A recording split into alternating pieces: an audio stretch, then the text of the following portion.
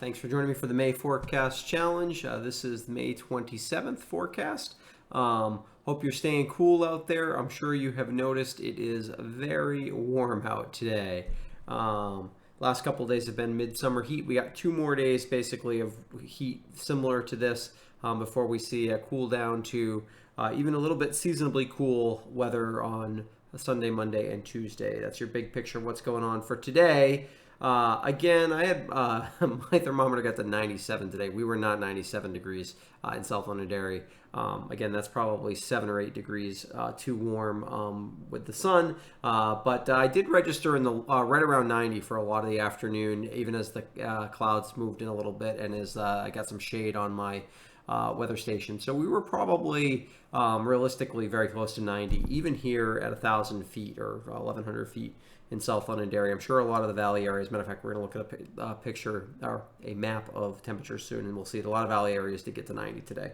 Low last night was 57. So even as warm as it's been, although our low will probably be even warmer than that tonight, it still has not been terrible sleeping weather at night if you've been keeping those windows open. So it's May. We still do lose quite a bit of heat during the day, more than we would, say, in July if we were this warm. But very warm, feels like midsummer out there. We haven't had rain since the 18th at all at my house.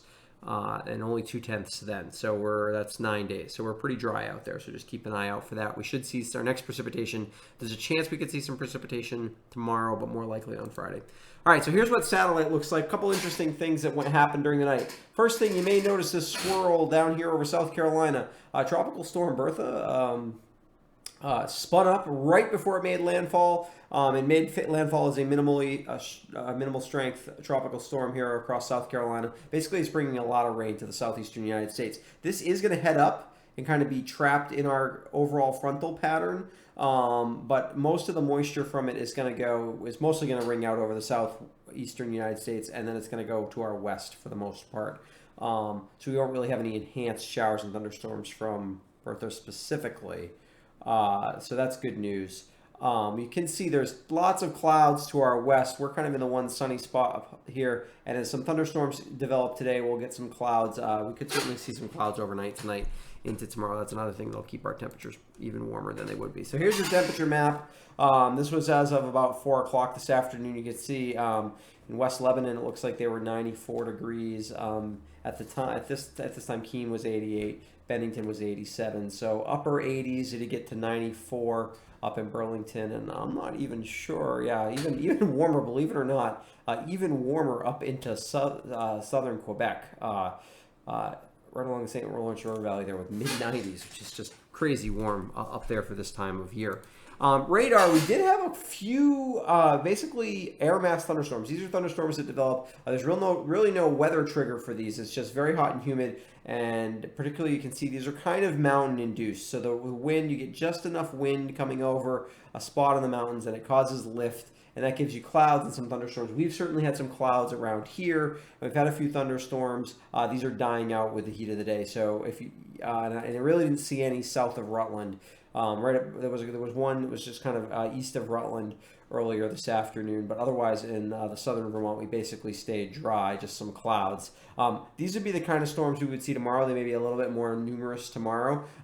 If you get stuck right underneath one of them, you could get briefly heavy rain, but you're not. And for the most part, they don't get severe, although we did have a couple here over upstate New York and one in New Hampshire get severe today. There's plenty of energy out there for thunderstorms, not much of a trigger, though. So what's that all look like for the week ahead? So basically, tomorrow, very similar to today, maybe not quite as warm because we'll have a few more clouds probably. Friday looks like is actually improving in terms of cloud cover. And the front's kind of slowing down. That's one thing Bertha did. It kind of slowed the whole progression of the storm track down a little bit, even though it's been going really slow anyway. But so it doesn't look like the front will really move through till overnight Friday into Saturday morning, really, at this point. But we could have some late day showers and thunderstorms on Friday. It's possible they could be on the stronger side, although that doesn't look very likely. So not too much to worry about. We'll have to keep half an eye on that. There'll be plenty of energy, but not a big trigger. And then overnight, we'll continue with those off and on showers and thunderstorms before they slowly dissipate Saturday morning. And then we're really transitioning to cooler air. Temperatures on Saturday only low 70s and probably falling by afternoon. Sunday and Monday, We have quite a bit of, mix of sun and clouds basically, but temperatures in the mid 60s. Monday morning and Tuesday morning will be quite chilly, probably high lows in the upper 30s. I've talked about that. We'll have to keep half an eye on that for frost. I don't think it'll happen, but possible. And then by Wednesday, we're starting to warm up a little bit more. There's a chance of some showers by next Wednesday. We'll have to keep an eye on that. Okay. So that's what's going on weather-wise.